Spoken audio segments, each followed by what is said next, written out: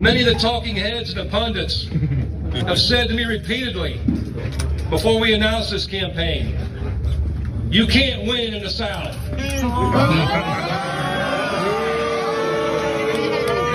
Southern workers aren't ready for it. They said non-union auto workers didn't have it in them. But you all said, watch this.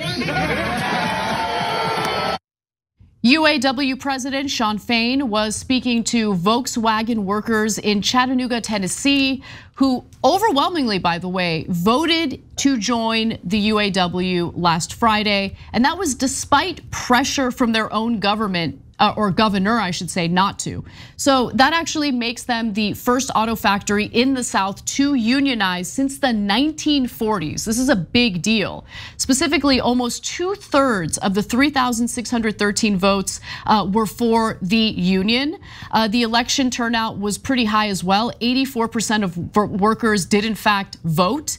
And that factory was previously the only non-union Volkswagen factory in the entire world. Let's hear the workers explain why they decided to join the United Auto Workers.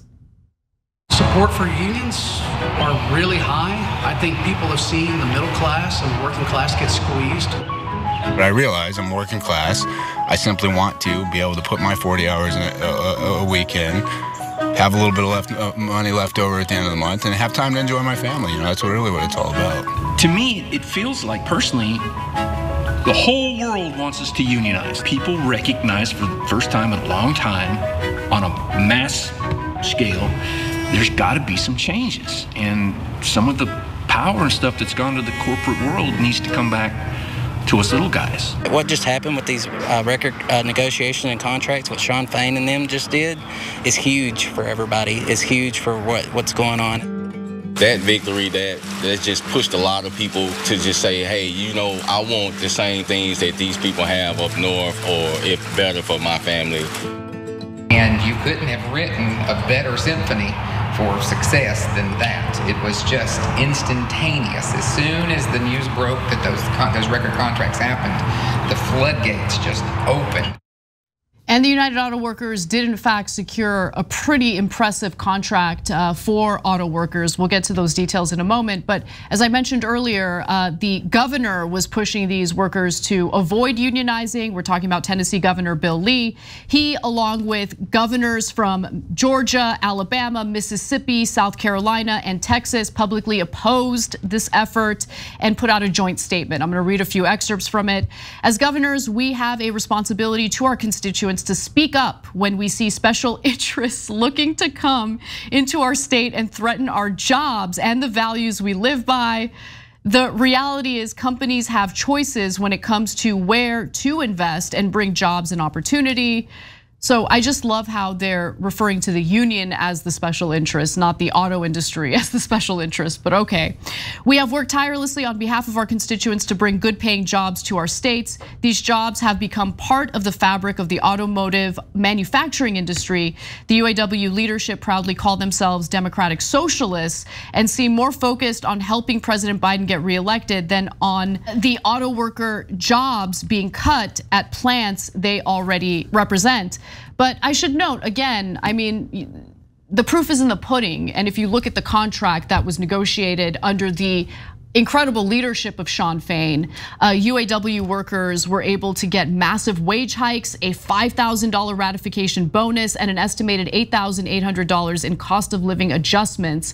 Most UAW workers are expected to realize economic benefits worth $68,200 over the life of that contract. Yeah, that's awesome. Okay, pausing here to deliver some honest truth as we do in our news coverage as well. TYT is facing challenges, guys, as the entire industry is.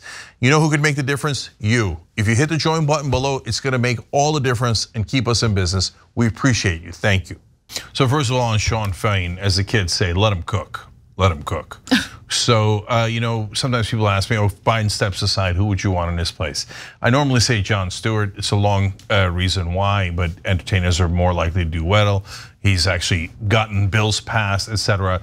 but I gotta remember to say Shawn Fain, because Shawn Fain's a better answer than Jon Stewart. This guy is actually representing American workers for the first time in a long time, like that anyone has ever done in any office in any way in America in the last quarter of a century. So, by the way, now, so the Republican governors are a joke. That statement that Anna just read for you guys. Our values are against this. What are your values? To let your corporate donors rip off your own voters? What value is crushing the average American worker in your state?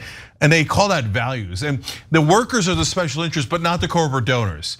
These Republican governors are an absolute hilarious, ridiculous joke. On the other hand, shocking bit of turn of events. Now I am seeing a lot of right-wing populists saying, hell yeah to unions. Finally in my lifetime, someone in the right wing is beginning to realize, oh, we're workers too. Yes, thank you for realizing it. Yes, and unions get you better benefits, better work conditions, and better salaries. So if the right wing and left wing populists can unite on that, forget every other disagreement that we have, that would be a beautiful thing, because we're supposed to all look out for the average guy and not the elites. Thanks for watching The Young Turks, really appreciate it. Another way to show support is through YouTube memberships. You'll get to interact with us more. There's live chat emojis, badges. You've got emojis of me, Anna, John, JR, so those are super fun. But you also get playback of our exclusive member-only shows and specials right after they air. So all of that, all you gotta do is click that join button right underneath the video. Thank you.